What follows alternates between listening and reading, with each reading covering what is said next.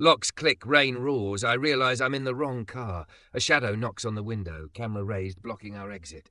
My phone lights. We found her door. Look outside. Before we dive in, make sure to hit subscribe, tap like and share this video. The more voices we reach, the louder these stories become. And drop your city in the comments. Let's see where love finds us. The rain in Lecky came sideways, a billion silver needles stinging my bare arms as I dashed across the curb with my tote clutched to my chest. A black SUV nosed up to the hotel awning, exactly the kind I'd ordered on the app, hazard lights winking like impatient eyes. The door was already cracked. I didn't think, just slid in, soaked and breathless, my dress clinging to every curve like saran wrap. "Drive," I gasped, water dripping from my lashes. "Please, just drive." The door thudded, locks clicked. A deep voice answered from the shadows to my right. "Where to?" I froze. The app driver picture had been a kid in a baseball cap. The man beside me wore a midnight suit that looked hand-sewn onto him, the collar open at a throat the colour of polished teak. A quiet, expensive musk, cedar and something darker, wrapped around the leather interior. He didn't turn fully, but I felt his gaze, attentive and unhurried, like a hand on my pulse. "This isn't." My voice went thin. Outside, the rain blurred the neon into streaks of fire. Oh God. "Slow," the man told the driver, and the SUV eased into motion. "Breathe." I fumbled for the handle, it wouldn't budge. Panic rose white-hot. Lagos had taught me to be careful. Wrong car, wrong street, and people vanished between traffic lights. The headlines paraded through my skull. My chest hitched. I didn't mean. I tugged again, nails scratching chrome. "Let me out!" "Okay," the man said, level. He pressed something between us. The locks thunked again. An unlock this time, I thought, and his hands lifted, palms open, empty. "You got into the wrong car. That's all. Look." He reached slowly to a panel and a soft amber wash lit the cabin. He was beautiful in a way that made me feel ridiculous for panicking. Edges cut by discipline, not vanity. A faint scar tracked from his eyebrow to his temple like a dash in a sentence. He watched me without flinching, not looming, not baring teeth. The kind of composure that filled a room without moving. "You can step out," he said. "It's raining, though. If you want a towel, I have one. Water, too. And a seatbelt if you decide not to fling yourself into Victoria Island traffic." I stared. My damp hair stuck to my cheek. Why were the doors locked? He flicked a glance toward the windshield. "Security protocol. Unknown passenger enters. We move first, assess later." To the driver he added, "Ahmed, hazards on. Creep. Let her decide." Creep. The SUV rolled, relieved of urgency. If this was a kidnapping, it was the politest one in history. I could see my actual ride 2 cars back, wipers slapping angrily, the driver craning his neck as he tried to edge closer. Rainwater roared off gutters like small waterfalls. "My phone," I said, patting my tote. My fingers shook. "I should, my driver." "You're safe," he said, and for reasons I couldn't name, I believed him more than I believed the locked door a moment ago. He reached to the console and withdrew a folded towel, passing it across the space like a peace offering. "You can call. We'll pull over. You set the terms." I took the towel. It was thick enough to be a rug. I pressed it to my hair and watched a streak of mascara print like a bruise. "I'm sorry," I blurted, tears coming from nowhere. The day had been a slow carving blade. The email about the job not moving forward. The landlord's silent stare at my partial rent. The call from my sister's school about a late fee that felt like a verdict. The rain had been the last straw, and now here I was, a drenched, curvy mess in a stranger's private world, heart galloping at 1,000 meters. "You don't have to be," he said softly. I looked at him properly and recognition flared, absurd and impossible. I had seen his face on a billboard by Eco Bridge, an ad for an educational foundation. Darius Adeyemi, the headline read. The man whose fintech company was valued higher than the GDP of some islands. The man who wore Lagos like it was also his first love, not merely a city that made him rich. I stopped, heat crawling up my throat. I hadn't expected to meet a billionaire with my mascara on his towel. I shouldn't be here. "Maybe not," he said, the corner of his mouth tilting. "But you are, and I doubt you planned the rain. Where do you need to go, miss?" "Eden," I said, the first name that wasn't mine falling out, a habit from years of dodging strangers' entitlement. "Eden. Whitlow." My real name felt too raw to offer in a car that smelled like power. "Eden Whitlow." He rolled it once like a coin between fingers. Where to? Home, I said, then changed my mind, the word tasting useless. No, the Maples Clinic in Okoye. My friend, she's having stitches, and she hates hospitals. It was a lie and not. My friend existed. She did hate hospitals. She was not, to my knowledge, bleeding. But the clinic's clean white lights felt like the opposite of rain and chaos. Ahmed, he said, and the driver nodded, a ghost in the mirror. The SUV slid into a turn with the grace of a dancer. Outside, the city blurred to watercolour. I tried to sit smaller. It didn't work. I have the kind of body that has never learned to apologise for itself. Hips that sang, a waist that negotiated, shoulders freckled by years of sun. In wet fabric, I felt both completely visible and completely unseen. Darius, his name sat in my mouth even without permission, didn't ogle. He didn't make me a mirror to his appetite. He glanced once at the towel smudged with my makeup and handed me a small packet of tissues with that same unshowy efficiency. Sip, he said, unscrewing a bottle and passing it over. Then breathe in for 4, hold for 4, out for 6. He demonstrated once, not theatrical, just enough to tether me, and I followed, eyes on the rhythm of his chest. I found my phone, called my actual driver, apologised. He laughed, promised he'd cancel the trip. Rain to cause confusion, he said kindly, and I wanted to believe confusion could be that harmless. You look genuinely terrified, Darius remarked, not accusatory, simply noticing. Has something like this happened to you before? Not like this. My smile lilted, brittle. I once got stuck in an elevator with a guy who tried to sell me crypto. It was as bad as you'd imagine. He huffed, a sound that might have been a laugh if he allowed himself lengths of laughter. I'm sorry for us, he said, and I didn't know whether he meant men or billionaires or Lagos, and maybe he meant all three. We slid through a light where traffic had knotted into a silent argument. The rain softened to a steady drumming, like fingers tapping a table where a decision had to be made. Why the security? I asked, then winced. I mean, I understand, but the moment the locks, my brain said danger. He didn't take offence. We had a breach last week, he said. A protest outside one of our branches got noisy. Since then, the team's been vigilant. He angled his head at me. In hindsight, not the best interface for a frightened passenger who just wanted out of the rain. I'm not usually this jumpy, I lied again, softer this time. You don't have to convince me of who you usually are. He said it like permission. I stared at the city's smear of taillights and thought of all the versions of myself I performed to survive. The polite freelancer, the brave sister, the woman who acted like she belonged in rooms that kept asking her for credentials she'd never been given. A tenderness rose, uninvited. You said Maples Clinic, he prompted gently. You want me to drop you at the gate? I imagined stepping into fluorescent light, towel in hand, pretending I'd meant to be there all along. I imagined this car disappearing into the Lagos night, as improbable as a dream, and my life swerving back onto its narrow rails. I should have said yes. Could we? The word surprised me. Could we just sit another minute? I'll go in, I will. I just need to let my heart catch up. He nodded like he had all the minutes. We'll pull under the canopy, he told Ahmed. We glided beneath the clinic's awning, rain cascading off the edge like beaded curtains. For a moment, the world hushed, the deluge gentled to a halo around us. Thunder grumbled somewhere distant, a stubborn old god refusing bed. Eden Whitlow, he said again, as if tasting the shape of my lie and deciding not to spit it out. Do you have someone to call if you need? I'm someone, I said, trying for bravado and finding something closer to truth. I figure it out. He studied me, warmth in the assessment. I believe you do. A tap at the window cut the quiet. Another SUV idled crookedly behind us. A man in a raincoat, hood up, hunched toward Darius's side, trying to peer past the tint. Ahmed's voice came low and tight from the front. Sir, we are being boxed. Darius's body changed without moving. Something alert slid into place as if a blade had sheathed itself at his spine.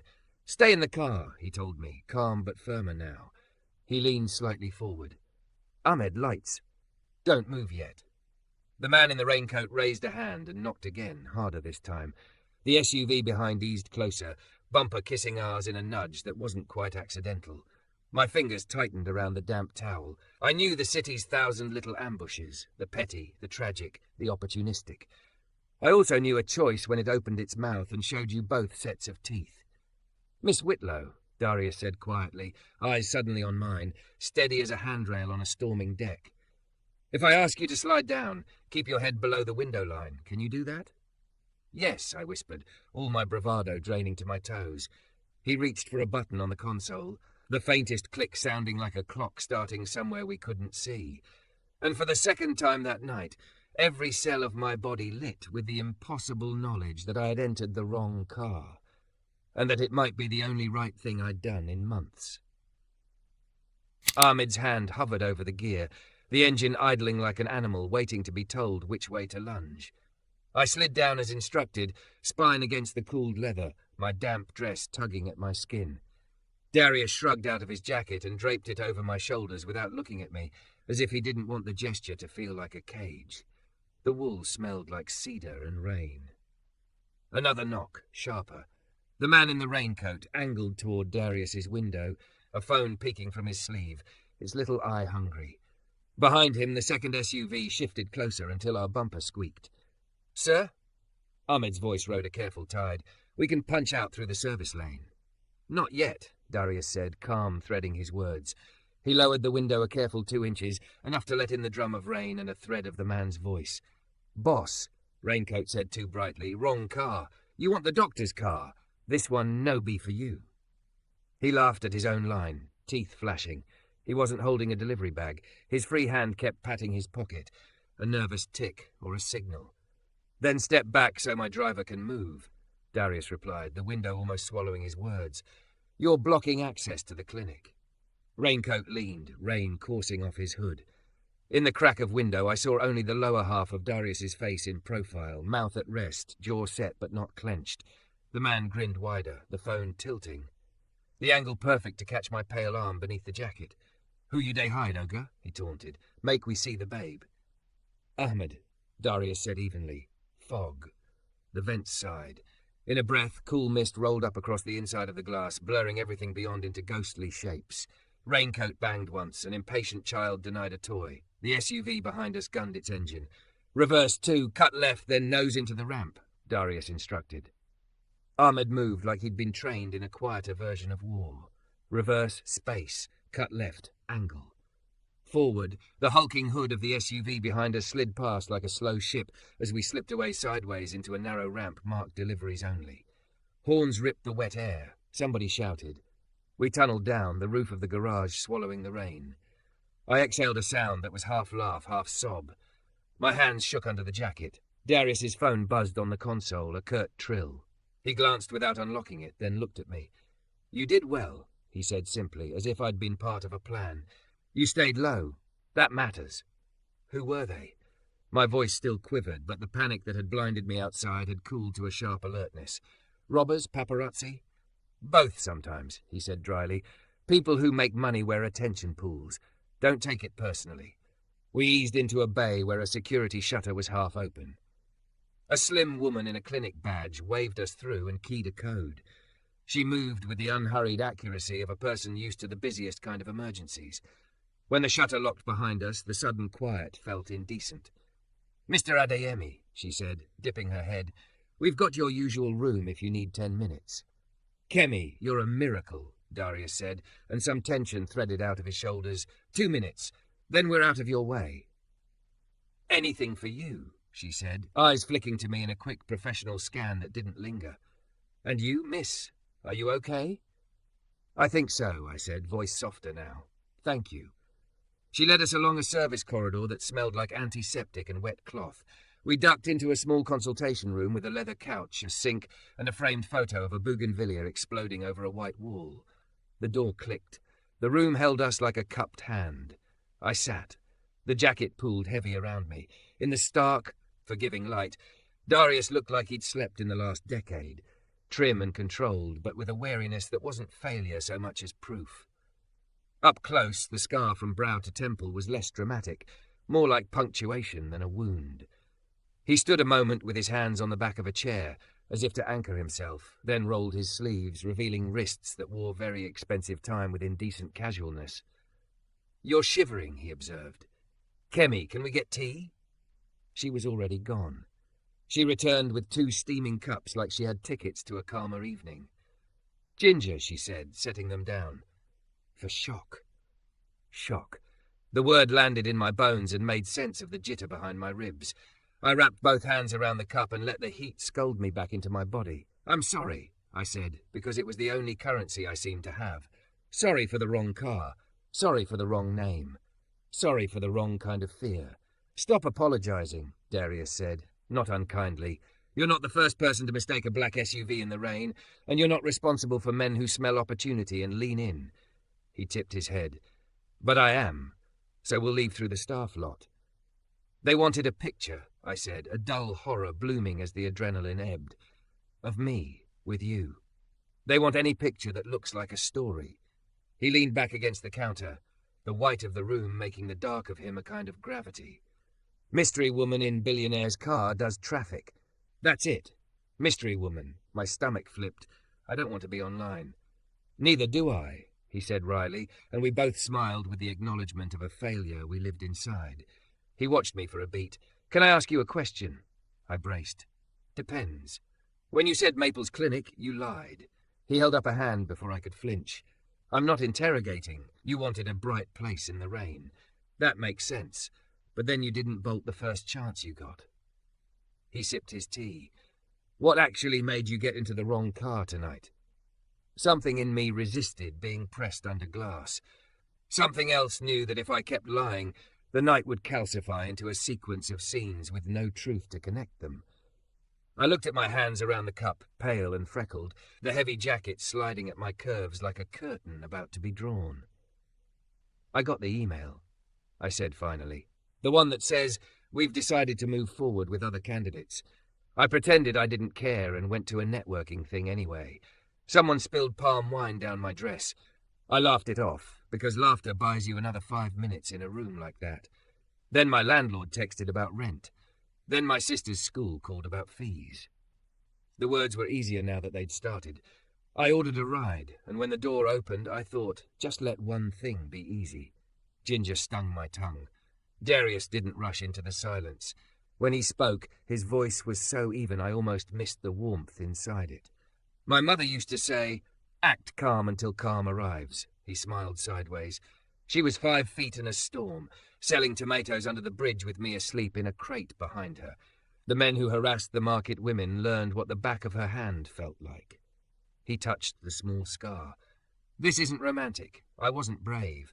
I was a boy who didn't understand that sometimes you keep your head down so your head stays. Calm took a while to find me. I felt the room expand around a story that wasn't my own, a little temple built on the fact that people survive by inches. Earlier, he added, you said you figure it out because you're someone. I believe you. I can also supplement someone if you'll let me. He placed his cup carefully on the counter, like he knew the next sentence would jostle everything. You mentioned a school fee. Tell me the amount. I'll have it cleared tonight. The offer shocked me more than the knock on the window had. I set the tea down before I spilled it. I don't. Pride reared, that old skittish horse. I didn't tell you to ask for money. You didn't, he said, and I'm not asking for gratitude in advance. Call it selfishness. I like solving a problem I can see the edges of. He softened it with a small shrug. If it helps your pride, make it a deal.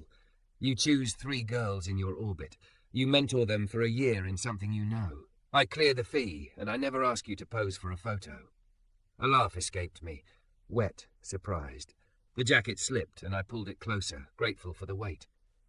I don't even know if I'll be here a year, I murmured. People like me live month to month.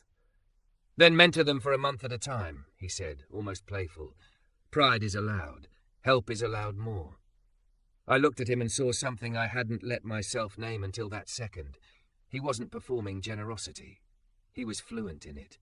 And because I was tired to my bones of swallowing water and calling it a bath, I nodded. I'll pay you back, I said, because even when help is allowed, I needed a bridge. Slowly. I will. Not necessary, he said, but if it helps, send me a spreadsheet with dates and amounts. My assistants love spreadsheets more than my investors do. I almost smiled, and then his phone buzzed again, this time with a persistence that felt like a string pulled tight. He turned it over. His face changed. Nothing dramatic, just a minute narrowing of the eyes that said trouble had recognized him. He angled the phone so I could see. A photo glowed on the screen, taken through rain-speckled glass. The outline of my shoulder and hair under his jacket, the corner of his jaw, Ahmed's silhouette. The caption was a message from an unknown number. Name her, or we will. Offer ends in 20 minutes. My stomach bottomed out. The room tilted. They must have snapped it right before we fogged, he said calmly, already flicking to another screen. Kemi, we need the staff lot now. And freeze the clinic's external feeds in case they try to pull footage. He ended the call and met my eyes. Do you want to keep Eden? He asked quietly. Or is there a name you'd rather pick for yourself before the internet picks one for you? I tasted my lie like metal. Outside, the shutter began to roll up, gears clanking. For the second time that night, a choice opened its mouth. My name is, I began, and the door swung inward. Kemi's face was composed but urgent. 2 men just came into reception asking for Mr. Adeyemi's guest, she said. They say they're from the press. We've stalled them, but we can't hold them long. Darius had already stepped between me and the door, his body an easy, unarguable line. Then we leave, he said to Kemi, and to me, the question still hanging in the space between us like a rope. Tell the truth now, or keep running until the running becomes its own name. Don't forget to subscribe for more intense cinematic love stories. Your click helps us make the next chapter. Kemi moved like a blade through cloth. We slipped into the service corridor, my heels whispering on linoleum, Darius's jacket heavy around my shoulders, the thud of my heart outpacing our steps. Somewhere behind us, a voice climbed into that false public brightness people use when they intend harm. Kemi didn't look back. Change, she said, plucking a bundle from a supply closet. Navy scrubs, a disposable cap, a paper mask. She turned and stared down the hall in the posture of someone willing to be an obstacle. 2 minutes. I peeled the wet dress from my skin, the air a shock across my hips and the soft of my stomach. The scrubs swallowed me, elastic biting at my waist, and when I tugged on the cap and mask, the mirror gave me a stranger who almost looked calm. The jacket went back over everything like a roof. Darius waited facing the door, sleeves rolled, jaw easy. The worry in him wasn't panic, it was calculation, like counting exits with your eyes. When I stepped out, he glanced once, and whatever he saw flickered through him like approval. Good, he said. Head down. If anyone asks, you're a night nurse. Kemi's phone buzzed. She skimmed, lips tightening. They're trying to charm reception, she reported. One's live streaming. Idiot. She looked at me. You don't owe them your face. My throat thickened. I nodded. Thank you. Go, she said, and the word felt like a blessing and a push. We took stairs that smelled like bleach and effort, down to a concrete bay stacked with oxygen tanks and a sleepy security guard watching football highlights on mute. Ahmed had the SUV nosed to the exit, interior lights dead, plates already swapped. He opened the rear door, his expression unreadable except for a spark of apology, like he wished the world were gentler tonight. Left out of the lot, Darius said, sliding in beside me, then switch to Adeolo Deku and lose pattern. He handed me his phone. If that number pings again, don't open anything. Just show me. The door shut. Darkness folded in. For a block, we let Lagos be ocean, rain blurring signs, headlights smearing. The wiper's metronome steadied something inside me. You asked my name, I said, voice muffled through the mask, then clearer when I tugged it down. It's Maeve. The syllable felt like home after the lie. Maeve Hart. He repeated it with the respect of a handshake. Maeve. I'm sorry I lied, I added, because the night had stripped something raw in me, and I found myself wanting to be seen accurately by this man who kept choosing steadiness. I didn't know what this was. It's a city that makes liars of all of us when we're scared, he said, without absolution, without judgment. Thank you for telling me. The phone on the console lit again. Another message from the unknown number. We're at Maples. Tell your girlfriend to smile. 20 minutes had become 13. 2 plays, Darius said, mostly to himself. We starve them or we flood them. He touched the screen to mute all unknowns. If we starve them, we disappear you until the buzz moves on. Bad for your life. If we flood them, we name this what it is, a security incident. No romance, no speculation. I don't want to be content, I said, the word tasting like rust. I don't want to be a story people eat between ads. His mouth tipped. Then we write our own paragraph and refuse to serve dessert. He turned to me, but only with your consent. Consent. In a night of lock clicks and shouted demands, the word landed like warm water. "Okay," I whispered. "What do you need from me?" "Truth," he said simply. "Enough to anchor a statement, and a choice about where you want to be for the next 24 hours. Your place might be compromised now." My place. The single room with a fan that squeaked like an old mouse and a power strip that sparked near my toes. The landlord's texts. The neighbour who came home loud at 3 a.m. with heartbreaks and jollof rice. If those men found the clinic, they could find a street. They could name a door. "Not home," I said. "My sister, she's all I have. I can't pull heat to her." "Then come to my office," he said. "Not the corporate floor. The Foundation's building has a secured guest suite. Ahmed will double back after we're in to see if you're being tailed." It felt like saying yes to stepping into a stadium while wearing someone else's jersey, but refusing meant running with no shoes and a storm behind me. "Okay," I said again. He called ahead, voice clipped into efficiency. "Tayo, lock down the Foundation. No exterior elevators. Staff entrance only. Brief legal and comms. Draft a 2-sentence holding line. Attempted interference with a private vehicle outside a clinic. No injury, police notified. No mention of a guest. Run it by me in 5. He ended the call, and the quiet came back like a tide. He looked at me. "Call someone," he said gently. "Anyone who would worry." I thought of my sister's hair in 2 braids, the way she frowned when she did math, how she'd ask me when I'd be the boss of my work so I could rest on Saturdays. I dialed. She picked on the second ring, voice a whisper. "Maeve, the rain is crazy. You okay?" "I'm okay, baby," I said, and had to swallow before my next line came. "I'm with a friend. I might not be home tonight, but I'm safe." "A rich friend?" she teased, because she's 12 and we make games out of fear. "Accidentally," I said, and her laugh unclenched the knot under my ribs. "Eat the leftover stew. Lock the door twice." We hung up. The street thinned. The SUV slid into a side lane, past a shuttered tailor's with a broken sign, past a church with a hand-painted banner promising a harvest of joy. Ahmed cut the lights and eased into an underground garage I'd never noticed from the road. The gate scissored shut behind us with the exact sound relief makes. The Foundation's lobby was all light and quiet, and the kind of plants that only live when someone's job is to keep them alive. Tayo met us in a dark suit that had seen multiple midnights. He had a boxer's shoulders and a scholar's eyes and the kind of voice that makes crowded rooms part. "Sir," he said, scanning me once and then looking away, gifting me privacy. "Building is tight. Legal and comms are upstairs. We've got a guest suite on 5. I'll sweep it." Darius nodded. "To me. Tea again? Blanket?" "The guest suite has both. Showers." "Shower," I said, because the wet had become a memory I wanted off my skin. We moved through a staff corridor lined with photos not of Darius, but of girls in uniforms and women with diplomas, a wall of faces lit with effort. He noticed me noticing. "The girls I couldn't mentor one by one," he said, "so we built a machine to do it."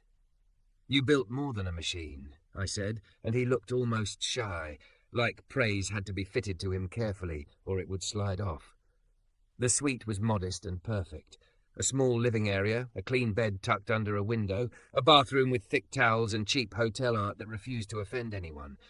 Tayo swept with a device that hummed like a polite mosquito.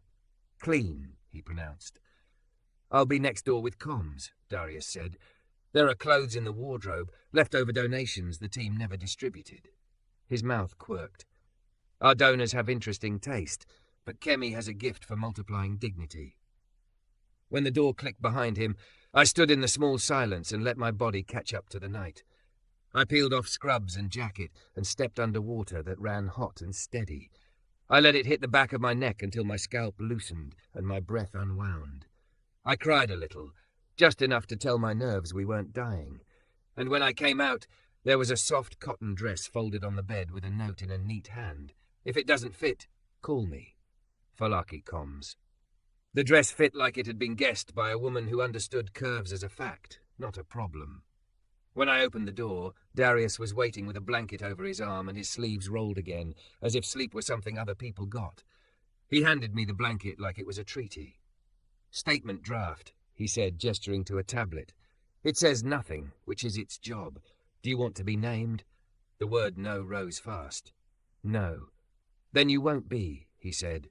If anyone claims to know you, they'll be lying. He sat on the edge of the chair, not taking the couch, as if putting a continent between us were part of the safety plan. Up close, the quiet in him had grown a second layer, something like anger, leashed. They texted again? I asked. They will until they realize this isn't a marketplace where I bargain with humiliation, he said. We've already pushed a report to the police. He smiled without mirth. Their favourite thing is process. A knock, Tayo's head in the door. We posted, he said. Press are eating it because it's bland. Good, Darius said. Bland is dinner. My phone, my poor, tired, cracked screen phone, buzzed in the pocket of the borrowed dress. A message from an unsaved number. Your face is everywhere. Who is he? A second later, the same number. I knew you'd find someone to rescue you, Maeve. Ice climbed my spine. The name pulled a year out from under me. I didn't realize I'd gone still until Darius was in front of me, not touching, just present. Stalker? He asked, voice extremely calm. Not exactly, I said, the room tilting as old gravity reasserted itself. My ex. My mouth went dry. He's not dangerous, just he knows how to make a mess out of what isn't his. Show me, Darius said. I did. He read the messages, face neutral. Tayo can get that number flagged and filtered, but he's right about one thing. He held my gaze. People will talk. Not because you did anything wrong, because it feeds them. We make a choice right now about what's yours and what isn't. What does that even mean? I whispered. The blanket bunched in my fist. It means, he said, and something in his voice found a deep, old place in me and sat there like a stone at the bottom of a river. You decide your center. I can build scaffolding around it. Lawyers, statements, routes. But I can't pick it for you. Is your center anonymity? Is it agency? Is it becoming visible on your terms so the shadows shrink? Tell me, Maeve. I will follow that answer. Agency. Anonymity. The words spun like coins mid-air. I thought of my sister's braids. I thought of the mentor deal, of 3 girls looking at me for a month at a time like I had something to hand them. I thought of my own face, not rare, not important, but mine, and how tired I was of flinching every time someone reached for it with unclean hands. My center, I heard myself say, surprising both of us, is that I'm not a secret anyone gets to sell. I'm not a headline. I want to keep my name and my sister's life off their tongues, but I will not hide. He nodded once, as if receiving orders. Then we give them nothing and live loudly anyway. A buzz from the tablet. Falaki's message popped up. One outlet already pivoted to Hero Billionaire protects clinic from harassment. No mention of a woman. Another. Footage of the men at reception is trending. They're the story now. Relief didn't flood me. It seeped, cautious. I sat, legs under me, blanket across my lap, and let a breath truly finish for the first time since the car door had closed on rain. Sleep, Darius said, standing. You'll wake up and the city will already be on its next emergency. You? I asked. He glanced toward the door, toward the building that wore his name only in the paperwork. I'll sit with it until it gets boring. A small smile. I have an unfair advantage. I can manufacture boring. It made me giddy enough to laugh. He turned to go, then paused in the doorway. Maeve, he said, and it was a question disguised as my name. Yes? The offer about your sister's fees still stands. No strings. If you say yes, it happens tonight. If you say no, I won't circle back. He held my eyes like he was steadying a ladder while I climbed. Pride can sleep, too. I thought of my sister's shoes with the thin soles, of the way she pretended not to want the extra meat so I would take it, of the woman I'd decided to be in front of the mirror when no one else was listening. Yes, I said. My voice shook once, then didn't. Yes, please. Done, he said, and for the first time he looked older than the night, tired, kind. Send the details before you sleep, and Maeve, I waited. Tomorrow, he said, if you still want to mentor those girls, we'll pick the first one together. The door closed. The room hummed. I sent the bank details with fingers that felt like mine. Then I turned off the light and lay down in the dark, the city outside like a giant animal settling, and the last thing I thought before sleep took me was that I had entered the wrong car and somehow been delivered to a different version of myself, one that might not apologize for existing, one that could say yes to help and still know her spine. I slept. The storm moved farther out to sea. At 5:11 a.m. my phone vibrated against the bedside table with a single notification that snapped me upright, a deposit alert, school fees cleared, and beneath it, a new message from the unknown number that had taunted us at Maples. Nice try, it read. You can hide her name, but we found her door. Look outside. The message blinked like a small, cruel lighthouse. Nice try. You can hide her name, but we found her door. Look outside. I pushed the curtain with 2 fingers. Lagos was rinsed clean and new, the sky rinsing from slate to pewter to a shy gold. The 5th-floor courtyard below was empty, except for a cleaner rolling a bucket like a small ship. No men, no camera. The unease crawled anyway, a knock. Not sharp, courteous, 2 beats. I opened. Tayo stood there with the same midnight suit and a different face. All business, no softness. They sent that to you? He asked. I held up the phone. He didn't touch it, just read, eyes tightening. It's not this door, he said. Our exterior is clear. He tipped his chin toward the hall. We pulled your address from the school fee transfer. I'm sorry, we had to triage. We pinged a contact at your building. He checked the corridor camera. 2 men at 4:58 a.m., hoodies, masks, lingered outside your door. One held a phone up like he was filming. They left a package. My mouth went dry. My sister. Door locked, lights off when we pinged, he said. We've already dispatched a car with a female officer and a driver. Quiet, unmarked. They'll call your sister from downstairs so she isn't startled by strangers at dawn. Let me call her first, I said, fingers already trembling toward the screen. He nodded, stepped back to give me space. She picked on the second ring again, voice thick with sleep. Maeve? Sweetheart, listen, I said, keeping my voice level with both hands. I'm sending a woman named Ada to get you. She'll say my name and yours and the password we agreed on in case of emergencies. She didn't miss a beat. Temple, I confirmed. We don't really believe in omens, but we collect small ones. Pack your books and the blue sweater. I'll see you soon. Is this because of... She groped for a 12-year-old's vocabulary for adults behaving badly. This morning? Yes, I said. You are safe. Okay, she breathed. I could hear the rustle of her getting out of bed, the soft thud of the bucket we keep our clean clothes in. I love you. I love you more. When I hung up, Darius was in the doorway, tie loose, jaw set. He scanned my face the way someone surveys a shoreline for a rip current. Ada is en route, he said, echoing Tayo. 10 minutes. What about the package, I asked. We've alerted building security not to touch it, Tayo said. The police will collect it. It's probably theatrics. The dangerous ones don't announce. Don't say probably, I murmured. He inclined his head, accepting the correction. We're treating it as a threat. Darius's phone vibrated. He glanced, then pocketed it. Falake says the internet is already bored of me, he said. They've moved on to arguing about a leaked football transfer, an Ogazar. We still do this right. Right, I echoed, trying to land my breath back in my body. Breakfast? He asked, like that was the next square on the board and not an act of defiance. There's Akara and Pap in the staff kitchen. I shook my head, then realized I was starving. Okay. We walked a hall where the morning light pooled in rectangles on the floor. In a glassed-in office, I glimpsed Falake, bright scarf, sharper eyes, typing like she was conducting an orchestra. Someone on a video call laughed in a way that meant relief. The building hummed with a kind of purposeful quiet. I felt my pulse begin to match it. In the kitchen, steam curled from a pot. An older woman in a blue apron handed me a bowl with a smile that said she'd been putting people back together for years with food and patience. I held it in 2 hands and breathed the heat. Darius didn't sit. He stood by the door, phone in hand, looking like a person who had learned to rest in diagonals. I watched him watch the corridor. He felt me watching, and without turning said, We run on small rituals. Eat. It tells your nervous system you still belong to yourself. The first spoonful made me tear up. It was ridiculous and perfect.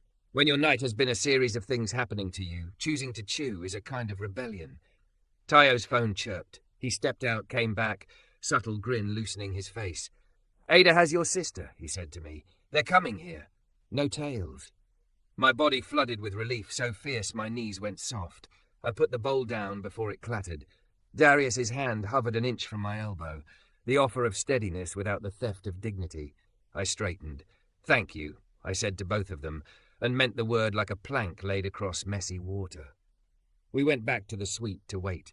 The minutes were a small eternity. In the lull, the question that had sat between us since the clinic found its voice. Maeve, Darius said, what do you want to do with the message? The men at your door will be processed by police. Your ex, we can restrain that number and document the harassment. But what do you want to say? To the school, to the people who matter, to yourself? I don't want a manifesto, I said, surprising myself with the clarity in my mouth. I want. I looked at the wall of girls I'd seen in the corridor photo earlier, the ones with faces alight. I want to get on with what we said. The 3 girls. Pick the first today. Start the first call this week. If I spend all day defending my existence, there'll be no day left. His shoulders eased, like my answer fit a key he carried. Done, he said. Folake is already sketching a quiet announcement to recruit candidates. No photos, no names. And my sister's school, I added, throat thick. I want to tell them thank you, and that she won't be missing class while adults figure their egos out. You're good at the part that matters, he said softly. Let me handle the part that doesn't. Ada arrived with my sister in an oversized hoodie and socks that never stay up. The small animal inside my chest that had been pacing all morning lay down when I saw her. She barreled into me and I held on until both of us believed it. Ada was compact and unflustered. 2 men left a box, she reported. Police opened it. Cheap bouquet and a USB stick. We didn't touch the drive. They bagged it. Cheap bouquet, my sister muttered, brushing disdain through fear like only 12 can. At least pick fresh flowers if you want to be dramatic. Exactly, I said, smoothing her hair. We do not accept stale drama here. We set her up in the suite with toast, a workbook, and a blanket that almost swallowed her. Darius crouched to her eye level, respectful. Hi, he said. I'm Darius. I work with your sister. She looked him up and down like a border agent. You're the rich friend. He blinked. Then he smiled, real, caught off guard, occasionally. Are you nice? She asked, ruthlessly efficient. I try to be, he said. She keeps me honest. She considered, then nodded once. Okay. He stood, mouth quirking. High standards at this checkpoint. Always, I said, and our eyes snagged. The moment warmed the air between us, then passed. By 9, the Foundation's machine had spun up. Legal sending letters, comms drying the story into something unappetizing, security coordinating with police about the men and the bouquet box. I sent my sister's head teacher a message that said exactly what I needed it to. Fees cleared, attendance steady, home address temporarily sensitive. Thank you for your care. A reply arrived with more kindness than bureaucracy. The world, for a change, didn't bite. The unknown number pinged again from the ex. I see you, Maeve. You always needed someone to save you. I typed and deleted 3 responses that ranged from fire to ash. Then I blocked the number and forwarded the messages to Tayo with a note, include in report. It felt like moving a sack of wet sand from my back to a cart with wheels. Good, Darius said when I told him. You don't owe sermons to people committed to misunderstanding you. At 11, Folake brought in a list of 10 girls nominated by teachers and community coordinators. We sat at a table with mugs and yellow highlighters and circled 3 names together. It felt suspiciously like joy. First call is Thursday? Folake asked. Virtual. Early evening? Thursday, I said. Let's start with listening. When she left, Darius leaned back and exhaled a laugh that had been waiting in him since the rain. There, he said. We've stolen the night's headline for ourselves. Not stolen, I said, surprising him and me. Rewritten. The package's USB turned out to be petty. Photos of me walking home, me at the market, me with my sister eating suya on a curb. Evidence of a life boring enough to be beautiful. The police took it like a trophy they didn't want to display. Tayo assured me they were moving on it. I believed him more than I believed the process, because I'd watched him move all morning. By late afternoon, my sister had made friends with the receptionist and acquired an orange the size of her head. The rain had burned off. Lagos gleamed like it didn't know how to stay angry. I found Darius in the small terrace outside the comms room, sleeves back down now, tie neat, looking over the city like a man who refused to call any piece of it inevitable. He heard the door and turned. Is your centre holding? He asked. I thought about it. Took inventory. Fear sat, but it wasn't driving. Pride had moved from skittish horse to manageable dog. My name felt right in my mouth. My sister was under a blanket 2 rooms away, eating oranges and making friends. It's holding, I said. He nodded, pleased in the quiet way he did everything. Good. We stood a moment, shoulder to shoulder, not touching, watching vendors return to their corners and buses roar back to habit. The city was already on its next emergency, as he'd promised. Ours had been filed, not minimized, not dramatized, just placed where it belonged, behind us with lessons. "About last night," he said finally, like a man stepping off a train carefully. "I made you an offer in a panic. Fees, mentorship. It still stands, but there's a second offer I'd like to make when the ground is less wobbly." I looked at him, half smiling. "Is it a job?" His eyebrows lifted. "Do you want one?" "I want a season," I said, startling at how sure it sounded. "A season where I'm not sprinting between cliff edges. If that looks like a contract here, I'll take it. If it looks like you pointing me to someone else who needs a pair of steady hands, I'll take that too." "Then it's a season," he said, as if the shape of time were negotiable. "We'll draw the edges together." I breathed out. "And after that?" "We'll see if the wrong car keeps taking us to the right doors," he said, and it sounded less like a line and more like a plan. Inside, my sister whooped at something on a worksheet. Falake shushed her, laughing. Ahmed texted a photo of the sky from the garage entrance, bruised purple giving way to clear blue. Kemi sent a single thumbs up from the clinic. We went back in. There were forms to sign and girls to call and a driver to thank and a bouquet to forget. The city teemed. My hands stopped shaking. We began.